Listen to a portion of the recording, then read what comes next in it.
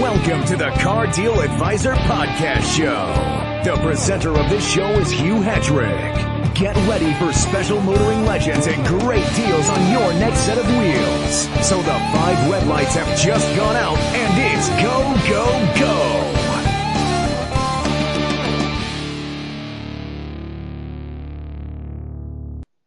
Welcome to the Car Deal Advisor Podcast Show with me, Hugh Hetrick, and my special guest, Jonathan Sutherland. Hello there, Hugh. How are you doing? I'm very well. It's great to have you back on the show. You've come back. Hey, and I was going to say, after your last show, we had lots and lots of likes, and we even had a few comments. All positive, I'm sure. Yes, pretty much. No, it was great fun. It was great fun, especially the F1 driver lineup change, where everyone thought that was quite funny. How I was having to lead you as to what to say. Yes.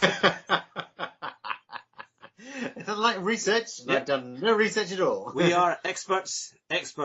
So on tonight's show, we are going to cover the phenomenal Formula One Grand Prix that was the Grand Prix of Italy at Monza, just there on Sunday afternoon. If you haven't seen it, then we'll give you all the details about it. And if you have seen it, hopefully we'll give you a good story as to what the race was like and bring out all the best points. Then we have got lots and lots of car news, including the new Aston Martin. So we won't tell you what it is. You've got to listen till later on. There's also a new Toyota and big news from Fiat. Big news from Fiat that Jonathan will really appreciate. And there's also some news from the Moscow Motorshow. That would have been really interesting 30 years ago, actually, wouldn't it? Could you imagine going there when it was... amazing to go along to that with all the Soviet brands. Yeah, you could do some test drives. I mean, I remember seeing the FSO stand. Do you remember the brand FSO? Were they Polish? Polish, yeah, they were Polish. The Polish sort of Soviet, when the Soviet were running Poland, I think, they had this FSO. I remember we went and sat in it in the motor show in Birmingham once, and it was hilarious. There was just nothing worked. Yeah, all the bits came off. I remember I remember. I think it was one of the switches, interior switches for the fan. It just came right off in my finger, and that was on the motor show. Those things were scrapped after 18 months. Yeah. I mean, they never saw their first MOT. An MOT was just a dream. Yeah, it was already spares or repair, you know. It was. Exactly. Scrap metal. So there we have it. So you've got an idea of what we're going to do on today's show. But first, it is off to the Grand Prix of Italy at Monza. Now, we both watched the Grand Prix this time, which was excellent. But and it was actually, I think, one of the best Grand Prix of the year. I just thought, because I watched qualifying, and I thought, yeah, Hamilton's got a chance, because obviously the Ferraris were a little bit quicker. But I just thought he could pull off something really special. And he certainly did that on Sunday, didn't he? He certainly did. It was hilarious. What I particularly liked was how Raikkonen out-qualified Vettel. Yeah. Clearly there'd been some discussion in the Ferrari garage that was not to happen. And Vettel's face, like a spoiled little brat, wasn't he? I mean, he was so happy, and Raikkonen couldn't give a monkeys about it at all. He was just wandering around, 38 years old, nearly as old as we are. I'm getting on the front row of the F1 grid. It could have been us, Hugh. Could have been us. Yeah, I think we're on the front row of the buffet grid. Cue the buffet.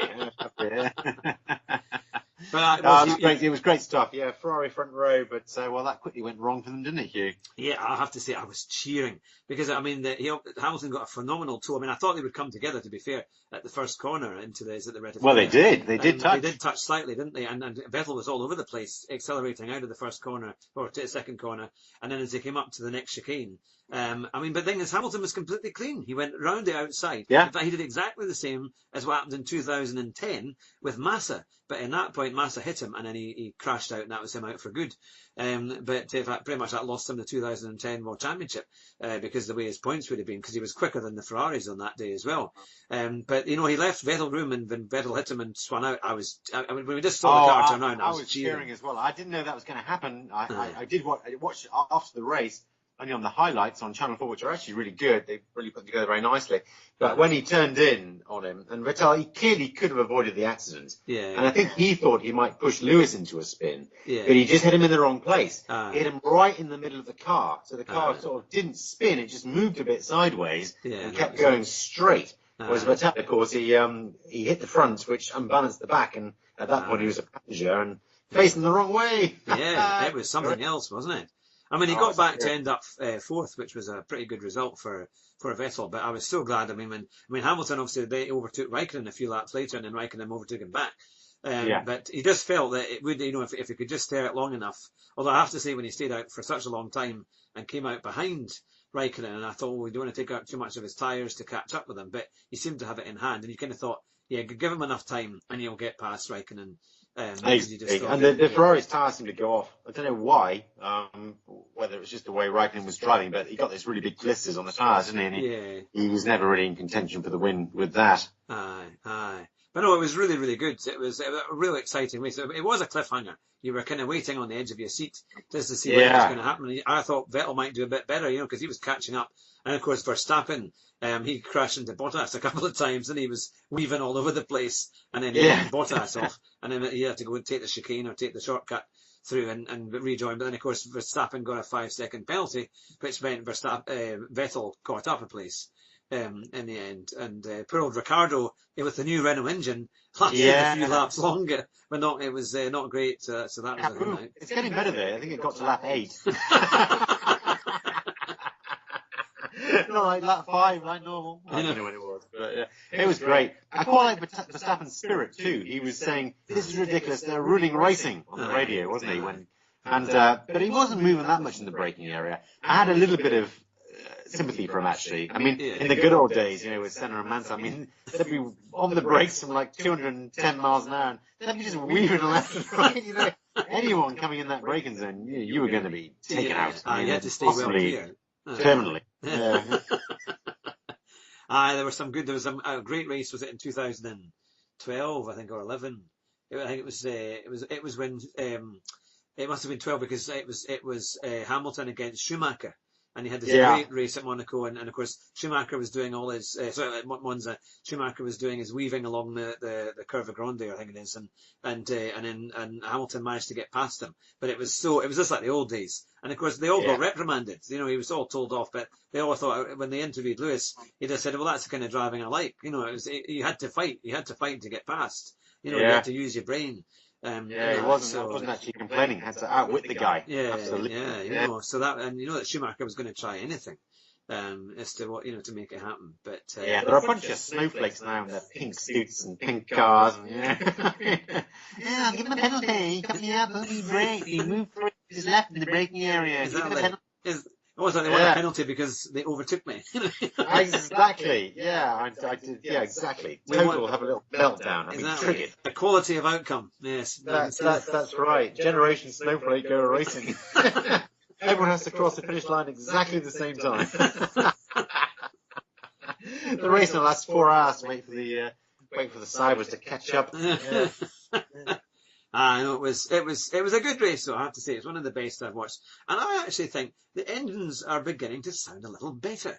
I think they're a bit more kind of tangy. The kind of rev limiters are a little bit higher.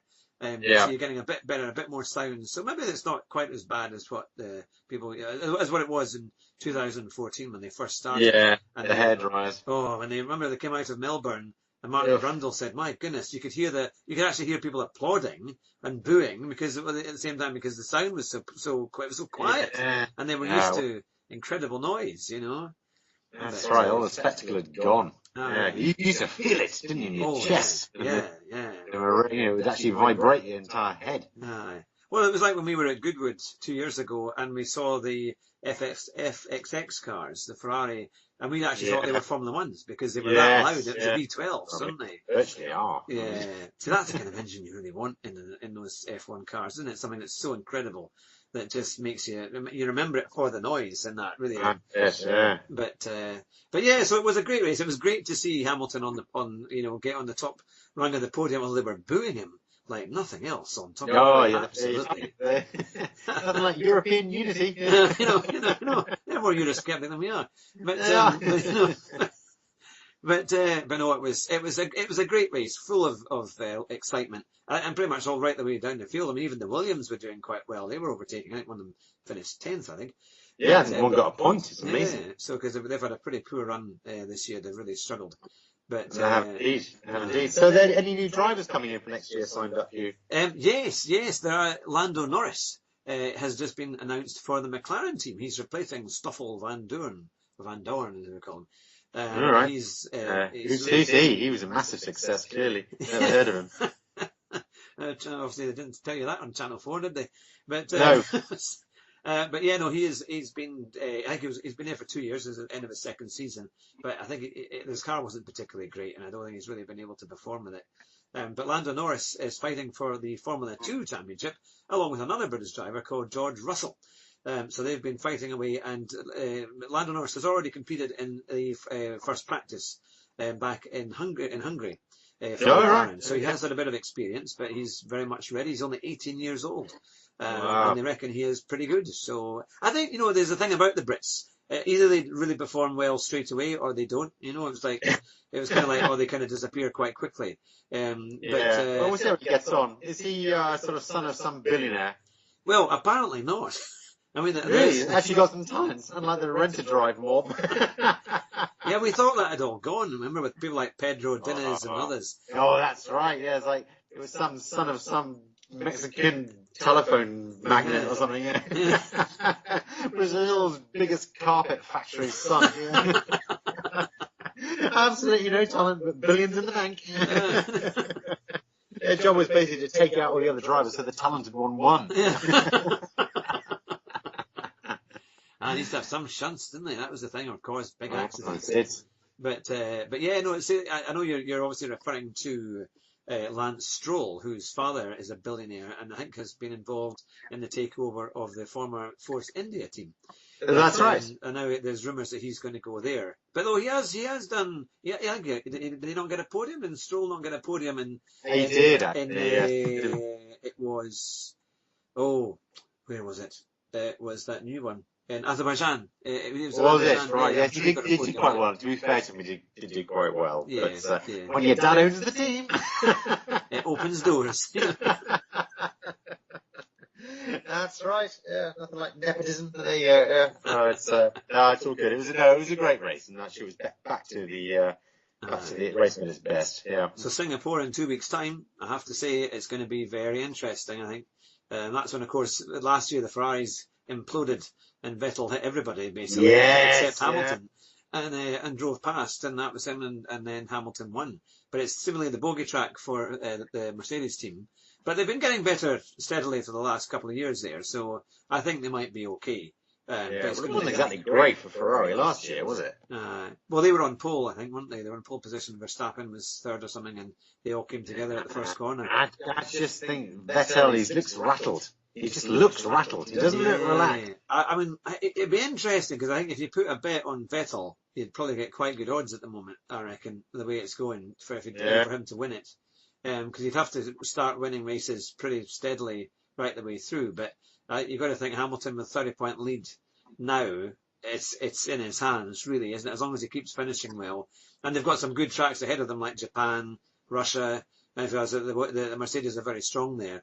So you kind of think but then the Ferrari seems to be better, though every track overall it seems to do pretty well. So you kind of wonder. But unless, of course, you're kind of, some people think it's just all been put together to make it exciting. And you don't think so? You wouldn't think the Formula 1 would do that, would you? Well, I know Bernie probably would have done it, allegedly. Well, that's true. Bernie probably done it. But the new American groups that have taken it over, Chase, Thingy, and whatever that group is, but you'd think that he would have, would they ever stage it, say, right, Ferrari, it's your turn now to start winning again. That's it. Just tweak it. But no, I think genuinely they've got a very good car, and it's going to be pretty close. I could see it running right up to the wire, unless Vettel makes more mistakes and Hamilton's able to clear him points wise. But I think is it 7 races to go, so that's 175 points left for available for wins and that. So we'll see. It certainly was a fantastic race to watch. Yeah, it certainly was. It was good. So there we are. It's the end of the first section of the Cardio Advisor podcast show. And we'll be back after this break. At cardioadvisor.co.uk, we can help you save thousands of pounds on your next new car or van. And we can also source second-hand cars as well. and we can save you money on car rental, whether it be in the UK and abroad.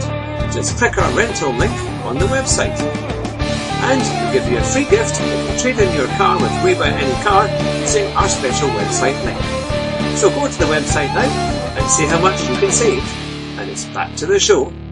Thanks for listening. Welcome back to the Cardio Advisor podcast show with me, Hugh Hattrick, and my very special guest, Jonathan Sutherland. And I'm still here. I haven't been thrown off the show just yet. Yes, right, let's get on to car news. We've got lots of headlines here that we've been reading about in the press and online. And the first one is maybe the most dramatic we're going to talk about tonight. It's the new Aston Martin DBX, which is a new SUV, which is going to be available in about a year's time. What do you think of that one, John? Well, it's the way it's all going, isn't it? I mean, it's going to be head-to-head, I guess, with the Lamborghini Ursus. Is that the kind of vehicle it is? Aye. I suppose. Is it a 5-door or is it a 3-door? Because the concept car was a 3-door. Yeah, it looks like a 3-door. Yeah, it looks like it is a 3-door, is it? Yeah. Oh, right, okay. Certainly from the concept car that I've seen here, it's a 3-door. Yeah. And that.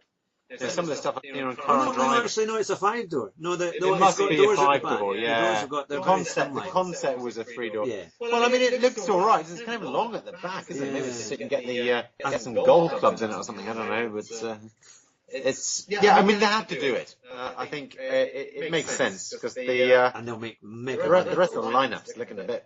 I don't know. I just don't really get the lineup at Aston at the minute. The new one's okay, but some of their interiors look dreadful. I mean, it's a bit sort of Hyundai-esque. Well, I would never call it that, but yeah. There used to be a lot of Ford parts in them, didn't there? But then that all changed. Yeah, it's probably based on a Focus. Yeah. Well, what's powering it, Hugh? What sort of grunts it got? I think it's going to have a V12. Certainly a minimum V8, and it's going to have a V12, and probably hybrids as well. But it's as I quickly look to see exactly where it is.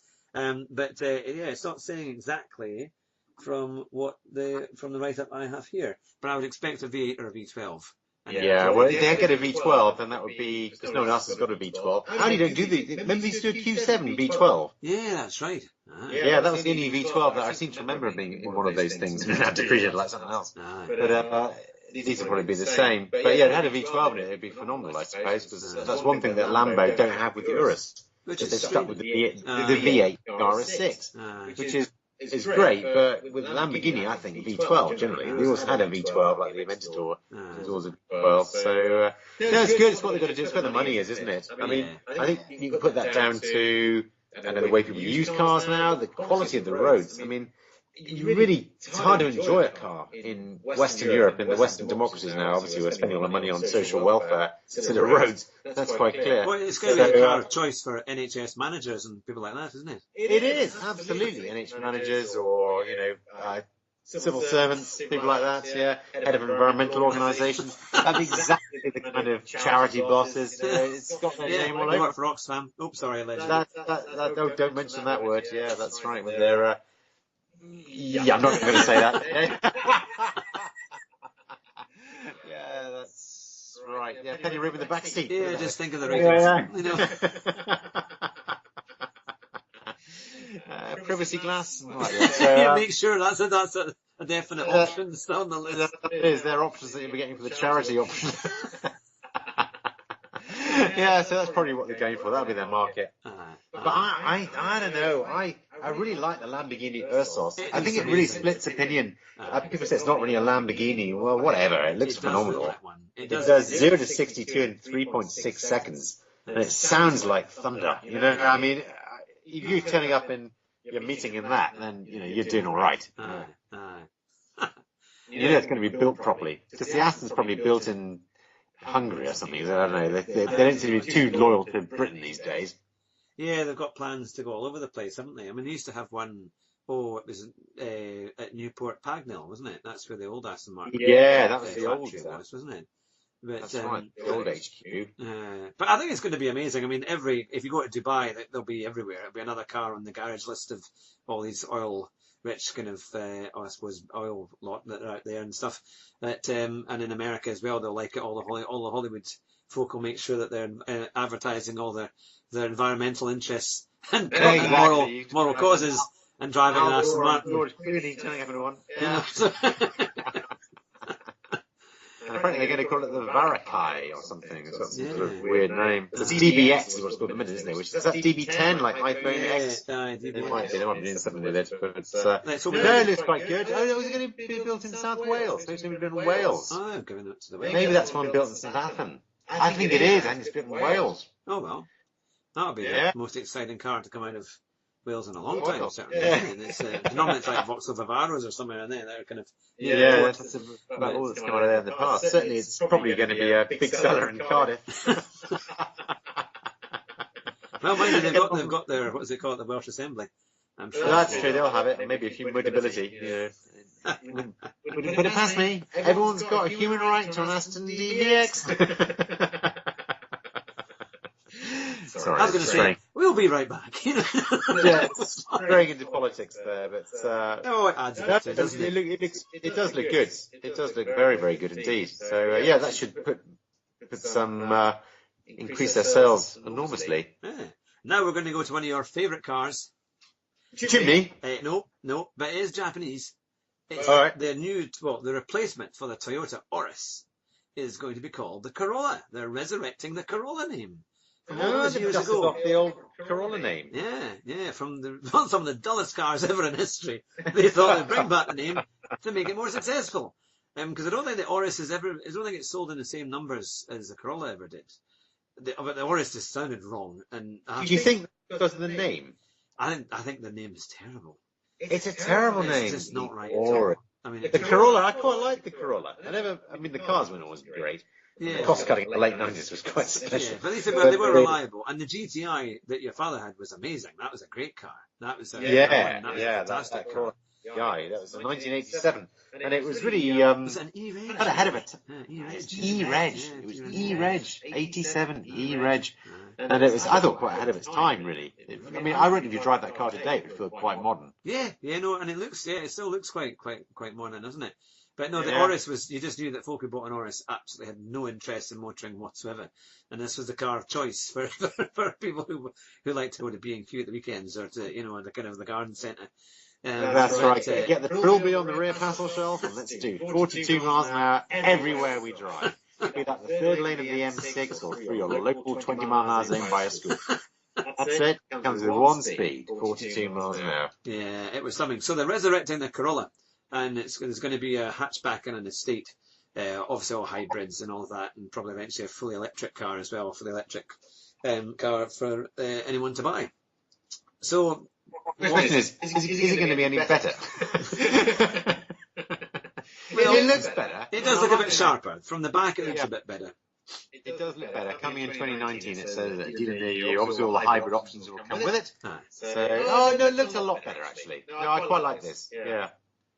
I could have a Corolla, but you know what? I'd have a Corolla, but I wouldn't have an Auris. Yeah, that's true. Yeah, the power of a name. But it reminds me of the great take they did on Peugeot with Top Gear when they said, they went from making great cars and great adverts like the 406 or the 405, with the car driving through the hayfield and it going on fire all around it, and they were very exciting adverts too. A car for £99 with 4 wheels and a steering wheel. And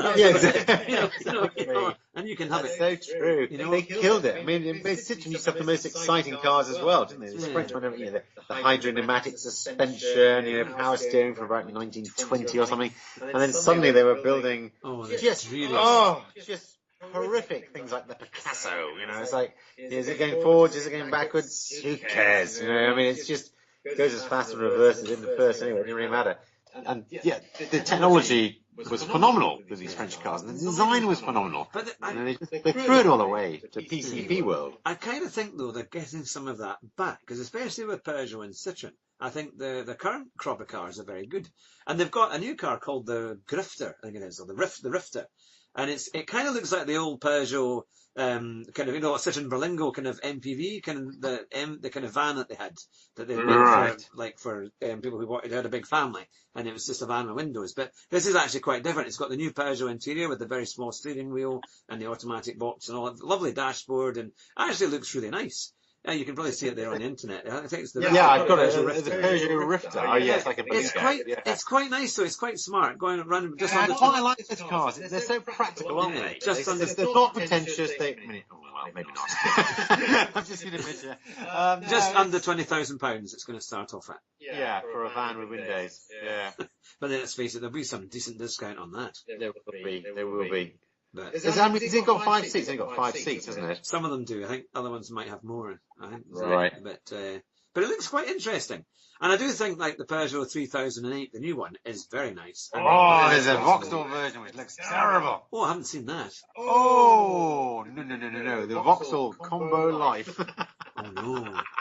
They do have a habit of...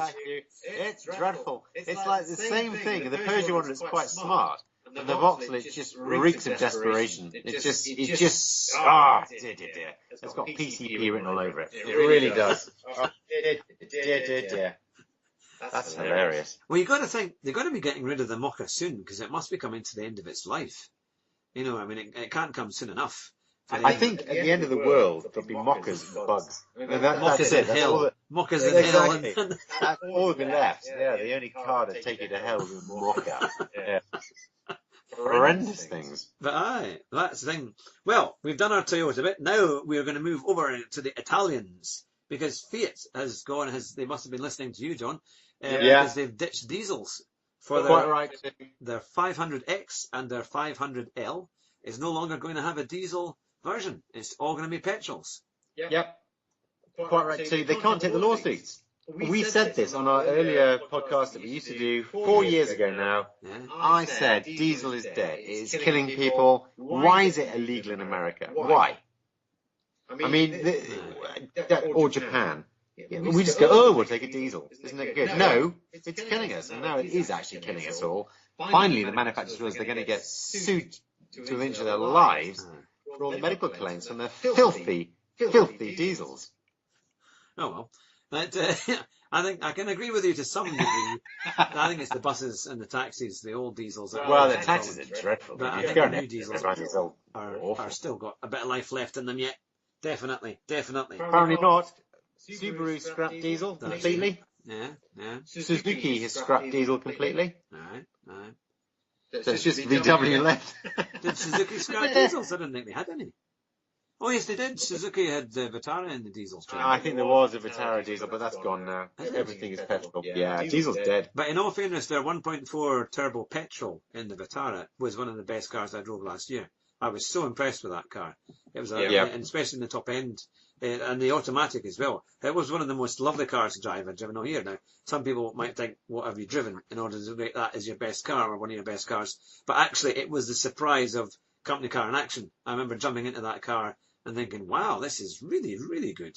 We drove a lot of decent cars, but the Vitara was actually amazing. I mean, for what it was a great car. Really. Well, you know me, I'm the biggest Suzuki fan in the world. I would say that if you're going to scrap every car manufacturer in the world, apart from one, which one would you keep? I'd keep Suzuki.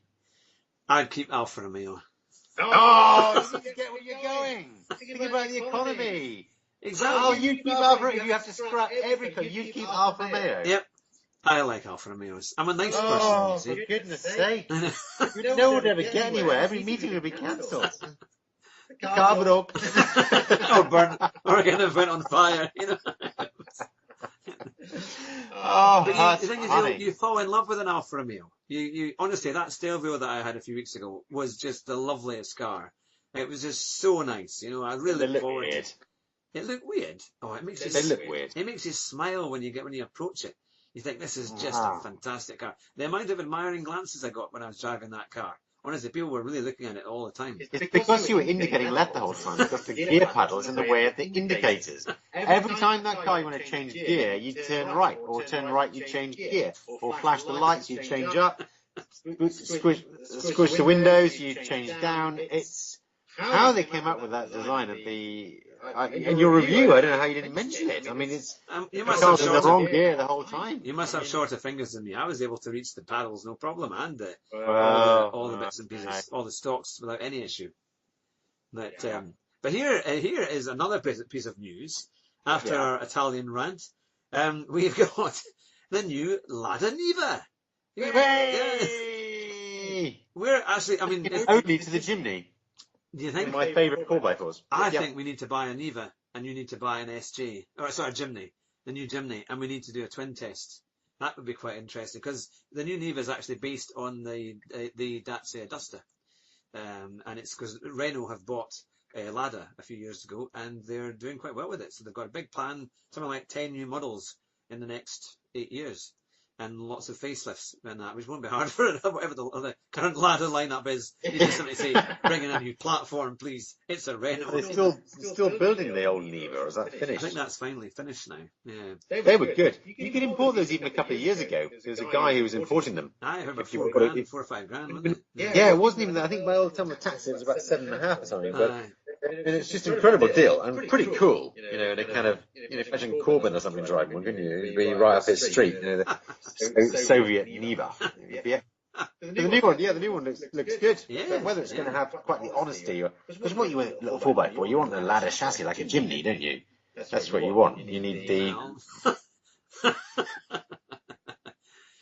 Well, perhaps you might do if you were living in Soviet regime. No, I mean it's just a simple, it's honest sort of car, the Jimny. I've just been looking at it.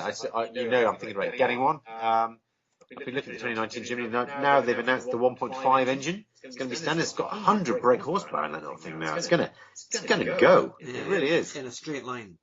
And when you turn a corner, it's going to tip. It's got a top speed of 96, so it's pretty good. And it just looks really military style. It looks fantastic. It's like a little G-Wagon. Like Mercedes has gone the wrong way with the G-Wagon, but this is going right back to a G-Wagon. It's really boxy, phenomenal little thing. It really is. I know I'm watching this on Skype, but can you put your glasses back on and take another look at that picture? Have a little look. No. Oh, it looks even better now. Oh my goodness, look at those lines. Stelvio, eat your heart out. That is phenomenal. All right, I'll book you in at Specsavers later on. You said to me you had 20/20 vision. It was like... It is. Talking about Russian cars, what I really want now is one of those Russian limousines. Oh, like yes, of Putin. course. Yes, that's right. Or a Senate. Aye. I mean, if the car is good enough for Putin, it's good enough for me. Because, I mean, that guy's probably got quite high standards. If it doesn't start, someone's going to die. I think they look great. If you imagine turning up to a business meeting, if you're trying to get a deal with one of your brokers or finance companies, you turn up in or a Senate, they're going to agree to anything. I mean, they're just going to assume you're mafia. I need that. They are. You need that Russia one. Yeah, if you're going to have a meeting with the Clintons, it's perfect, isn't it? So. Yeah. Exactly. But no, it is that kind of car, which it does look quite mean and very presidential, which is always quite good for a car of that type, especially when it costs a good few £100,000, I would say at the least. But yeah, no, they're trying to copy a Rolls Royce a bit, and then add in their own kind of Russian styling. I would say so. There's a fair bit of Rolls Royce in there, but I don't suppose they'll sue. I think it's probably any other country is going to treat them like the Chinese. There's no point trying to take them to court over a copyright. But, Yeah, is it Landwind that make basically a Revoke? Yeah, I haven't even, and it looks I identical. haven't even tried to make it look different. It's just an Revoke. You probably use the same body presses and everything. It is amazing actually how they do it. But no, it is very funny how these new cars are launched, and they're very similar to the European models. But they always have an edge to them. Whether that be worse or better than what they're trying to compete against is up to you as to what you think. Yeah, normally worse. But it looks quite cool. I reckon the kind of people that used to buy a G-Wagon might buy one of these. It's like a statement car, isn't it? Yeah. If you're a kind of badass kind of person, that's the kind of car you want. See, I would want my local MP to have one of those. I think that then that's the kind of car that would, they're not giving in to any kind of, any of the local nonsense in it, any kind of political correctness. Exactly, they're sold out to the Russians. well, you could say that, but I mean, it was... Yeah, if your MP turns up in an Aura Senate, then I would actually be asking some questions. I think it'd be very, very funny. But, Yeah, I don't know what MP. That'd be good. That would be a great thing. so we need to find out what... Yeah, you should write to every MP and work out what to drive, and put them into groups and work out what Lib Dems drive, what Tories drive, and what Labour people don't drive, of course, because they're mainly in cities and they hate freedom in cars. So, but yeah, it'd be phenomenal. My editing skills are going to be put to perfection with this for this podcast today. Yeah, editing. That would be my favourite car, I reckon. Oh well. Or a Senate. Have that and a chimney. That would be perfect. Perfect pair. Well, we're going to bring this section to a close, and then we'll get on to our third part. So, you're listening to the Cardio Advisor podcast show with me, Hugh Hattrick, and my very special guest, Jonathan Sutherland. We'll be back in a few seconds. For more information, go to cardioadvisor.co.uk and you can see all the special offers that we have on the website. And remember, we have our YouTube channel, which is at Hugh Hattrick, and also we have our podcast on Podbean, on iTunes, SoundCloud, and Anchor FM. And if you like what you hear, please like and subscribe to our shows, or you can donate every month for just £1. Thanks for listening, and we'll speak to you soon. And we're going on to our final section, which are the deals of the week. Now, Jonathan, you had a phenomenal deal that you were telling me earlier on a new BMW M4. Absolutely. Again, I haven't checked this one out, so I can't verify it. But the deal I was told about was it was actually a broker down south who was advertising an M4 with the competition pack, and the deal on that car was £900 down and $549 a month over 48 months. And the person who I was talking to went to their local BMW dealer in the northeast of England and asked them to match it, and they told them to get out of town. But eventually he rang around a couple of BMWs around the northeast of England, and eventually one just said, yeah, we'll match it. And that was, I think it was around about £14,000 off they gave, and 0% finance and just £900 down. Unbelievable. 549. I mean, it's incredible. Yeah, that is amazing. Because you would struggle to get some normal SUVs for that. You know, 30 grand SUV, and yet you're getting an M4, which is worth 55, 60 grand. I mean, more than that with the competition. Yeah, probably 65 maybe. 65 grand car. And but the thing is, it's got a discount there of about 15k by the time you get everything on it. Because they also do, because it's through BMW, you get finance contribution as well. Yeah. They pay you about 52 for the car, and the guaranteed minimum value of the thing is 26. So actually, you only you could buy a large MPV and you'd have the depreciation, more depreciation than that. Yeah. And they're given 0%. So this is how the whole. That's why I kind of say sometimes prestige is dead, because it's just becoming so non-exclusive, if that's what I mean. Everyone can afford it. People, because of the way PCPs work on residual values, weirdly, the prestige brands are now the affordable brands, because they've got high residuals. So the whole thing is just completely bizarre. Aye. Well, I'd seen a few deals on things like Jaguars, XE R Sports, for $299 a month, and they were based on a 3-year PCP, well, 37-month PCP, but there were still quite big deposits required on them, so they weren't maybe quite as competitive, because of course on a PCP you want to put down as little as you can get away with, literally maybe 3 to 6 payments at very most. But there are some pretty good deals on offer, especially if you go to our website at cardioadvisor.co.uk. Send us an email, or you can give us a ring on 01361 315 014, and we can personalise a quote for you. For example, the new Nissan Qashqai, the N Connector diesel model with 115 horsepower, should be around about £27,000, and there is just over £6,500 off. In some, it's even more than that. So it's a phenomenal deal, and they have stock available. But again, you can only get that through our, thanks for burping, John. You can only get that through cardioadvisor.co.uk. So yeah, Qashqai is very strong. And I've got one for you, John. One you can't go on this show without mentioning an MG. But no, Junior MGs. Nobody buys them. well, this one, I almost thought I'm trading in the Dacia. It almost has to go. But you won't. Well, only my wife wouldn't let me. But I have to build up some cash reserves first and do it myself. Don't buy an MG. No, but it was. Remember the one we saw at Knockhill last year? It was the GS. It was the the kind of the bigger SUV of the two MGs that they have that are SUVs. Yeah. And normally this car would have cost £20,000 new, but it was for sale on Auto Trader, one of them, a main dealer.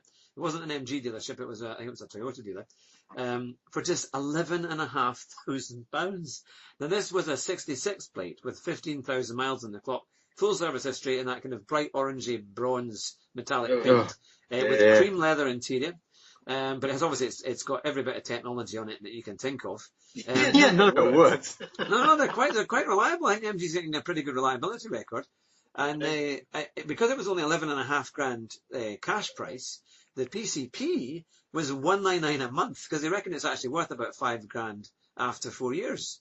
So it was a phenomenally cheap car for someone who wants a relatively big SUV. That's a very, very cheap car for what you're getting. I really quite liked it. We saw a few on our route down to Newcastle a couple of weeks ago, and I thought actually it does look quite reasonable. There must be a good MG dealer near Newcastle because there were quite a few around there.